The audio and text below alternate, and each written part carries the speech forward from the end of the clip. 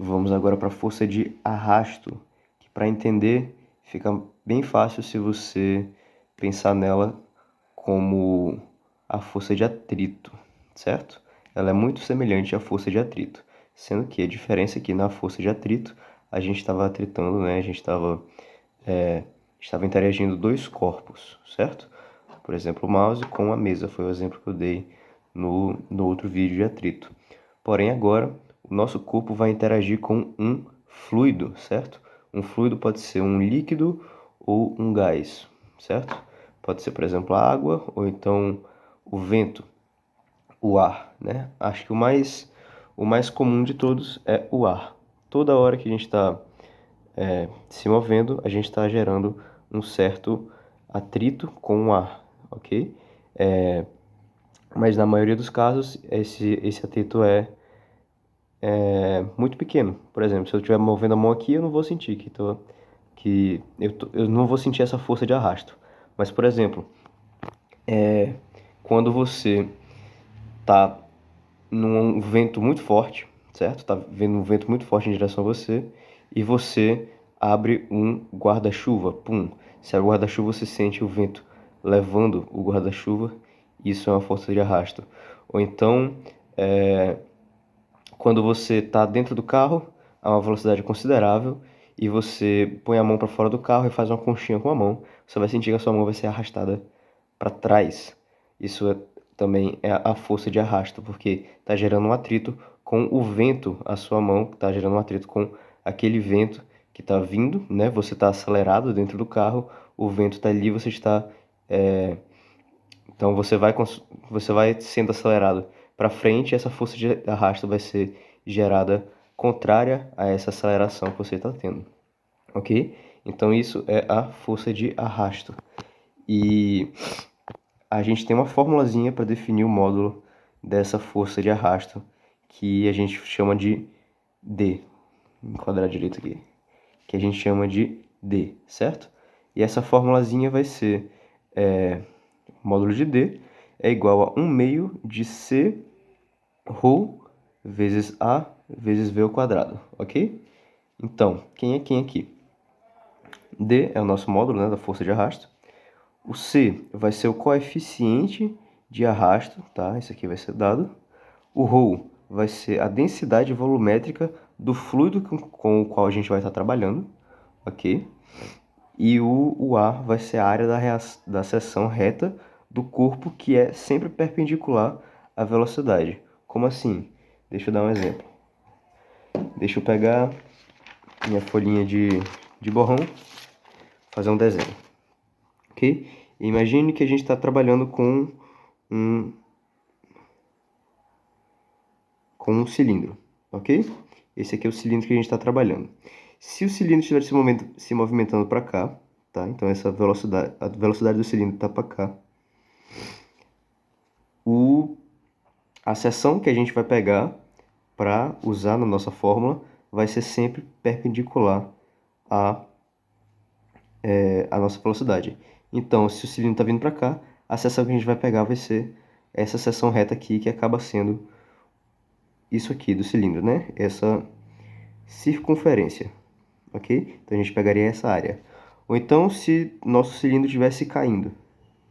Se o nosso cilindro estivesse caindo, a gente vai ter que pegar a seção que esteja perpendicular a essa velocidade também, que no caso vai ser essa aqui, que acaba sendo um retângulo, né? Porque a gente está vendo essa parte como se fosse a sombra do cilindro, certo? Então, se a gente tem uma luz vindo daqui, a sombra vai ser retangular. Se a gente tivesse uma luz vindo daqui, a sombra seria circular. Então, essa na forma de um círculo, né? Então, essa é a ideia. Então, essa é a área que a gente vai usar na forma, ok?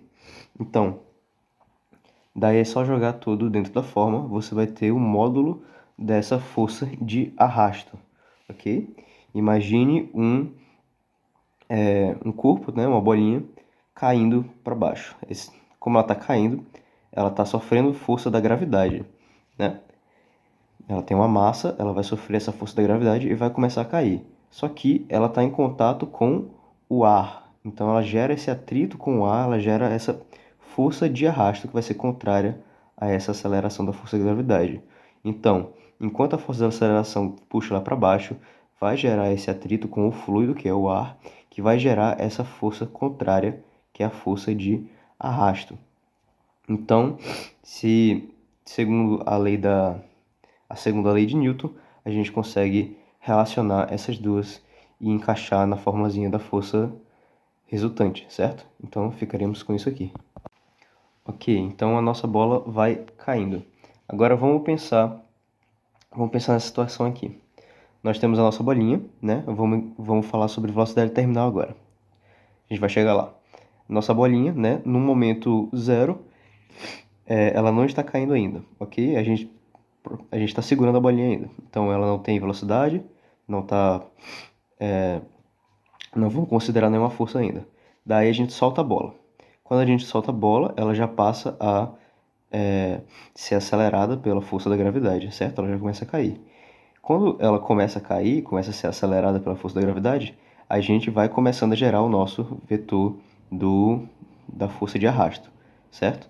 Sempre que a bola começa a cair, começa a entrar em contato com o ar, ela vai gerar essa força de arrasto contrária à aceleração dela, ok? Então, note que no começo, a nossa aceleração, a nossa força de arrasto vai sempre ser menor, vai sempre ser menor, porque a velocidade dela, certo? Veja que a gente relaciona ela com a velocidade. Pode relacionar com a velocidade, com a área. Nesse caso aqui, seria com a velocidade. Como ela acabou de começar a cair, a velocidade dela ainda está pequena. Então, a força de arrasto ainda vai ser pequena também.